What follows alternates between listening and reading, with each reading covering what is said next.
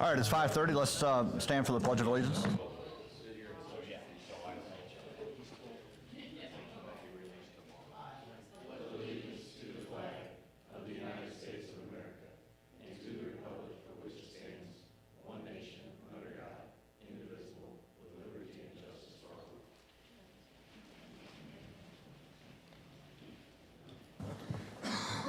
Thank you. You all sounded great today.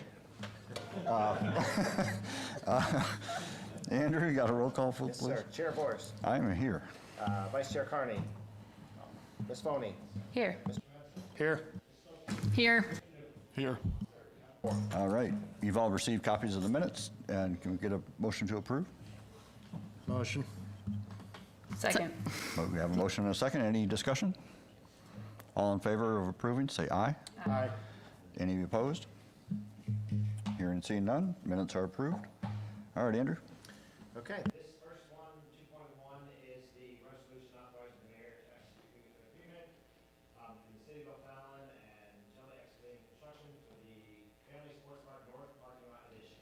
As we talked about last month, we went out to bid to construct a new parking lot on the north side of the sports park, adjacent or just north of the parking lot we put in last year. Bids came back. There were 7 bids. You can see them on that bid tab here, and the low bidder was Jelly Construction and Excavating. We have worked with Jelly in the past. In fact, they just did the community park project, so and that's a great thing to say about them. So we're excited to work with them. The low bid, or the bid for their project was $918,462. Blame Patrick. And then alternate 1 was lime stabilization. And we figure at this time of year, when the ground gets wet, you have to stabilize it with lime, otherwise the concrete or the asphalt will fail and crack. So we'll have to do lime stabilization. Alternate 2, I believe, was a sidewalk, which we're not accepting. And then alternate 3 was some drainage. So we are recommending the base bid plus alternate 1 and alternate 2. This project is over budget. We had $150,000 to do the light project, and we had $700,000 to do the parking lot. So we're roughly 100, depending on the contingency and any unknowns. We could be between $163,000 and $214,000 over budget. I have worked with finance, and we do have some funding options for those. So if you choose to go forward with that, we do have the funds to complete the whole project. Any questions? Well, and Andrew, you want to explain about how one of the reasons you're over budget is because of the inclusion of the Porter Road access? Yep. So it's not just that we didn't know how much was going to cost, we added to the scope of the project. Yes, you're correct, Walter. When we did the initial round of funding back in February in our current budget, when we went through the budget meetings and I presented, there was a request from the council that they really wanted to see that north entrance and exit. So we had already budgeted for it. We knew we were kind of likely go over budget with that. So to Walter's point, that is why we were ultimately over budget, because we added that entrance on the north side of the park. So. Can we get a motion for this? So moved. Second. All right, we have a motion and a second. Are there any questions or discussion? I'm just glad that that Porter Road entrance is in there. I don't want to speak for Roy, but I know him and I's conversations and residents that we have over there on Nixon and Madison. I think that's going to help alleviate a lot of that traffic for them. So I think it's important that we have to have that accessibility there. So I'm good with that because that's part of it. So. Okay. Can you or Sandy speak to the other sources of funds for this? Or? Sure. So in the community park project, we had allocated over $20 million for the community park project, and we were under that. We're sitting at a little over $19.5 million for that. So we're going to use the extra $163,000 from the community park project to fund this. I'm sorry, Andrew, you might have said this and I just missed it. How many bids did we get? We got 7 bids. Okay. Seven bids. Okay, thank you. Yep. And I agree with what Andrea said about the Porter Road access. I think that that's a nice addition, so. Okay. Go ahead, Ross. I haven't seen any of the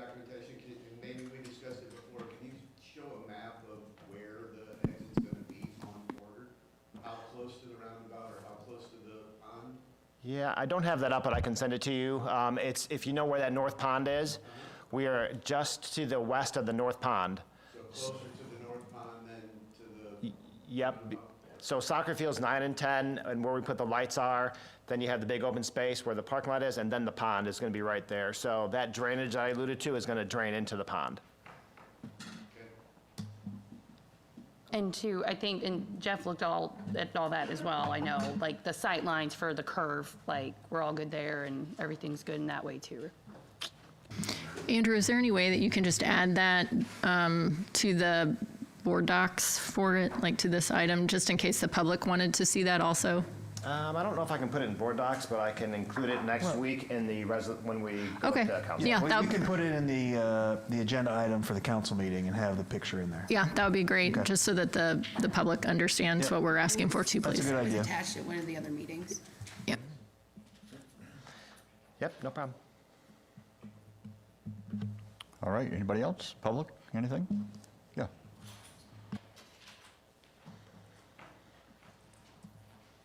Ron Helms, Ward 6. The original budgeting for this, is this from the parks budget or is this from Bill O'Fallon Trust Fund? I'll admit, I haven't kept track. It's from the Bill O'Fallon Trust Fund. Then I do have a question. It seems to me that over the last couple of years, the Bill O'Fallon Trust Fund, almost everything goes to parks, either the community park, the sports park. Maybe at the next finance meeting, somebody can set me straight as to how much, what percentage, or, you know, of money that goes out of the Bill O'Fallon Trust Fund is going to projects other than the sports park or the community park, because it seems to me the Bill O'Fallon Trust Fund, to me, ought to be going within the community. And I see it going mostly to sports park, community park, and not helping people in the community. Thanks. Okay, anybody else? All right, we have a motion and a second. Roll call? Chair Vorse, Yes. Ms. Foney, Yes. Mr. Hudson? Yes. Ms. Stoffel? Yes. Mr. Newcomb? Yes. Motion carries. All right. Takes us to other business. Okay, just 3.1 is our Parks and Rec staff reports, just a detailed look of what we do. And then 3.2 is a presentation on how we did at the pool. And for this, I'm going to punt it to Patrick to give you a little presentation on the O'Fallon Aquatic Center this year and how we did.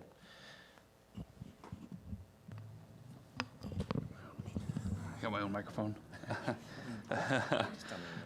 All right, so you can just go to that next one. So starting off, we opened June 14th, so we did miss the first few weeks of the season. I won't read through all the numbers on here. Everybody can read them for themselves, but as you can see, admissions were pretty incredible this year for the new aquatic center, even though we missed 2 prime weeks of the summer season. $129,000 is well above what we had at the old facility, as I put 2024 there by comparison.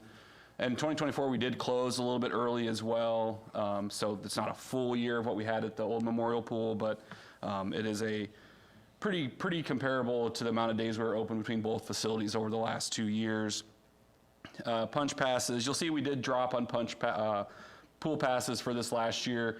Just with the uncertainty of when we were going to be able to open, we didn't do full passes because we didn't want to set a price for a full year and then have to go back and refund a bunch of people. So we just did our general punch passes. So I'd anticipate when we do this next year, admissions, and it won't be a new facility, would drop a little bit, but our passes will go up because, as you can see, last year in 2024, our pool passes were significantly higher, and it impacted everything, including our swim lessons. We had to adjust schedules and lost weeks just with our swim lessons and things like that.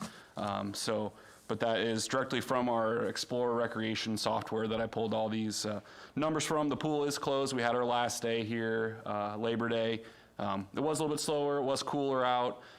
Throughout the year, I went through and totaled, and our big days, of course, are weekends. Of the 12 weekends we had throughout our pool season, half of them we lost significant time to weather, whether it be rain, lightning in the area, things like that. I tried to tally up this year what we were kind of impacted by, and we didn't have a whole lot of really perfect weekends at the pool, but we still had a pretty outstanding year for this year in terms of people coming to the pool and using the facility and everything like that.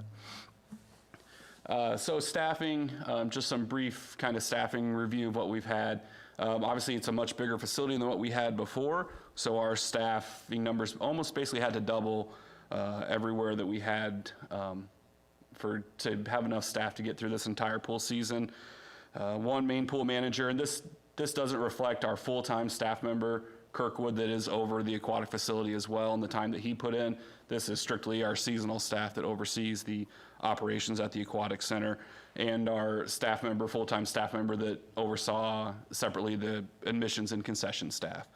So you'll see we doubled admissions and concession staff. We almost doubled our lifeguards, doubled our pool managers, essentially. So it was a big staffing uptick for us. So there were some growing pains just going from what we had in previous years to this. As you can imagine, it's almost all college and high school kids and managing their schedules when they go back to school, things like that. One of the big questions we get is, why do we close during the weekdays so early? It's probably 60% of our staff are college students that go back to school early August, so we don't have the staff to stay open. It's common in a lot of park and rec departments during the day all of August, so we do go to just weekends only just because we do lose a lot of that staff. And then the high school kids obviously start in school and lose them to all their activities. And so that was our total pool staff numbers. This next one here just shows comparison what we had to have on for a given day at the pool versus previous years. You'll see again that it's essentially doubled our previous staff numbers. So it's from what we had before, it was pretty minimal staffing. As you can see, we had 4 lifeguards. That was 3 stations out on the deck and then 1 that would sit out as they'd rotate.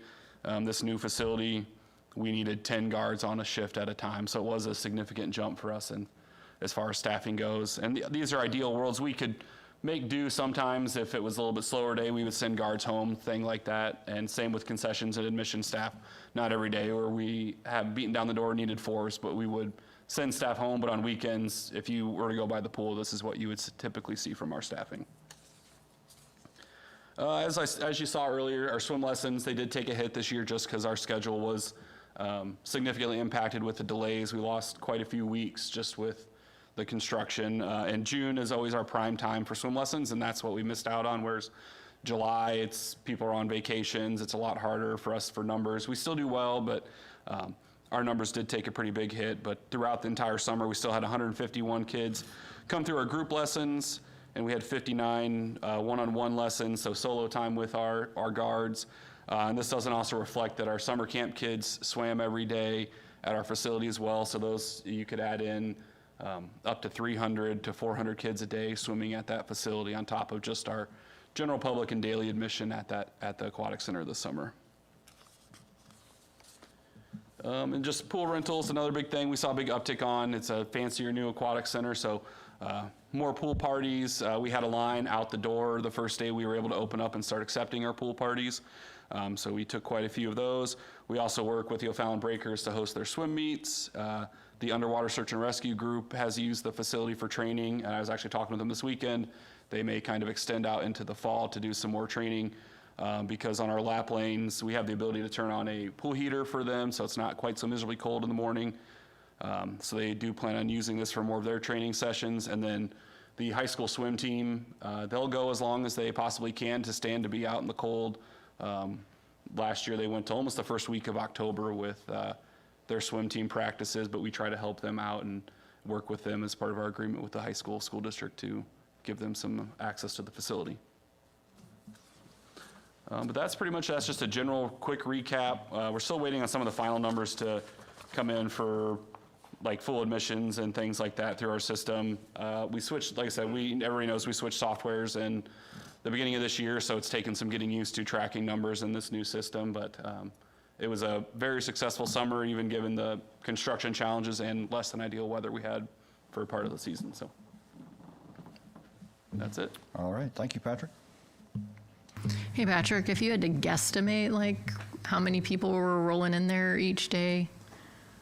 We averaged about 200 admissions a day. Okay. Our biggest day this year was Juneteenth. We had just over 450 admissions for that day. But that was definitely our biggest this year. We were hit hard that day. It was a wild crowd to see that We had no idea we'd have that many. And the June numbers, like our other pool seasons, June was exceptional. July slowly just slows down as people go on vacation, but still very impressive numbers. So. All right. Anybody have anything else? Public comments?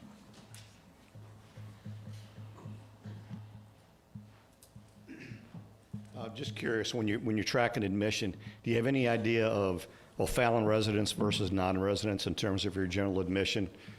Yeah, we can track all that through our POS system. We have separate buttons in our system that track resident versus non-resident. So that is all stuff that we can pull data from and look up. I don't know off the top of my head what exactly it was, but we can pull that information.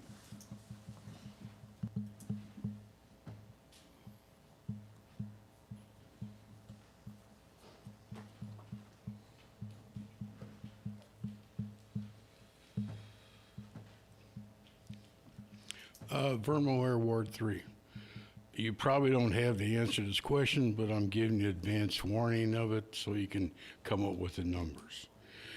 Maybe possibly for the answer when the public has a chance to talk during the public comments at the city council meeting. My question is, I know that 3 pavilions were supposed to be provided out at the park, but you went for a medium-sized one and only one. So I would like to know, there was $180,000 set aside for 3 of them. I'd like to know what you paid for the medium-sized one. Thank you.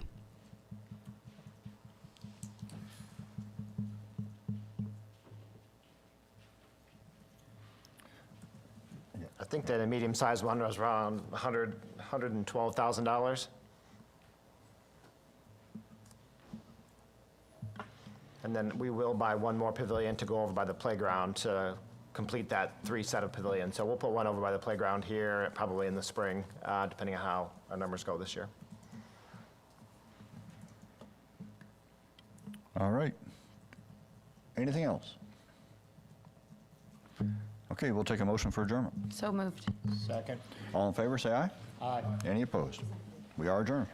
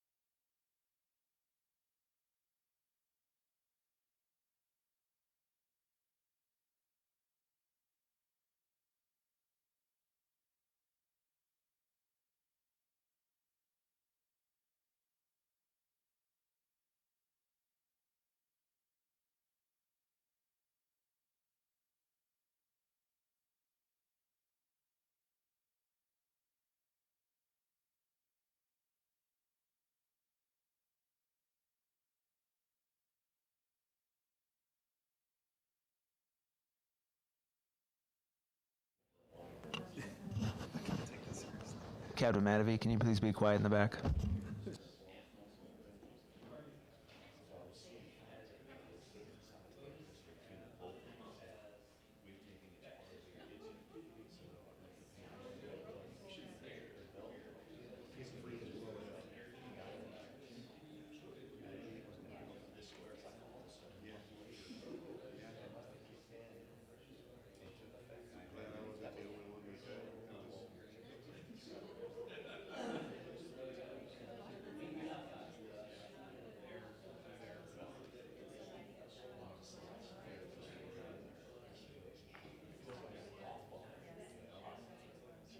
Definitely, I'd say it's probably every section. The weather centers could be.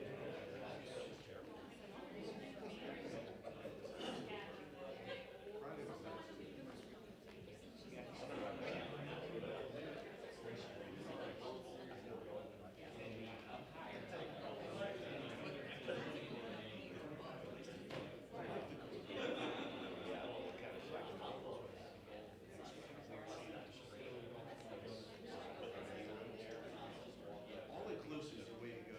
If you know, if you drink, if you're not a drinker, then you can, or if you, I wouldn't take 3 kids. All right, gavel time. Okay, we'll get the Public Safety Committee meeting to order. Can we get a roll call, please? Councilmember Blackburn, Here. Councilmember Mylart, Councilmember Ford, Here. Councilmember Stoffel, Here. Councilmember Newcomb. Here. All right, thank you. We have quorum. Okay. The meeting minutes for the July 14th meeting were attached. Can I get a motion for approval of the minutes? So moved. Second. I was doing that last week. Okay, all in favor, please indicate by saying aye. Aye. Any opposed? The minutes are approved. Okay, item 2.1, Utilitra and surveillance cameras, Chief. So we had applied for this year a grant with the Attorney General's Office for the Organized Retail Crime Initiative to put 3 different cameras up along West Highway 50 in the corridor where Home Depot, Sam's Club, and Walmart are, all to try to help and prevent and fight retail theft, retail crime. So we received the grant for $19,000, and part of that was contingent on a bid with Utilitra to put up 3 360 cameras at I think Auto Court, Long Drive, and Dean Drive to capture video surveillance along those intersections that are very busy with retail activity. So the transfer is basically a budget amendment to do a one-time transfer of $19,800 from the general fund reserves and to make a necessary budget amendment so that way we can enter into this agreement with Utilitra to put those 3 cameras up. This will be a somewhat cost neutral, as the grant will cover $19,000 of it, so we'll have to cover $800. Okay. And can I get a motion for approval? So moved. Second. All right, we have a motion, we have a second. Any discussion from the committee? Is this one of the grants where we pay it and then they reimburse us? No, they'll just give us the money. Oh, Yeah. perfect. So Okay. I'm surprised we haven't gotten the check yet. Okay, awesome. I was just going to say I fully support it. I've seen what the cameras can do in that room that have caught a lot of things and wrapped up some cases for you. So, any from the committee? Any public comment? Okay, roll call, please. Blackburn, Yes. Ford, Yes. Stoffel, Yes. Newcomb. Yes. Okay, that will go on to the next full council. Item 2.2. I'll let Brad take this. Chief White? Yeah, so ours is also a resolution allowing finance to amend our budget. Last budget, we had $20,000 in there to outfit the 2 new Tahoes. After 18 weeks of delay on the parts and then 5 months delay on the install, those are done. So we now owe $19,131. So the resolution will be to allow finance to adjust the budget from last year to this year. Okay, can I get a motion for approval there? So moved. Second. Okay, any discussion from the committee? council? Any public comment? Okay, roll call, please. Blackburn, Yes. Ford, Yes. Stoffel, Yes. Newcomb. Yes. Okay, that also will go to the next full council. For number 3, other business, there are no items. We are now at public comments. Anyone wishing to make a public comment?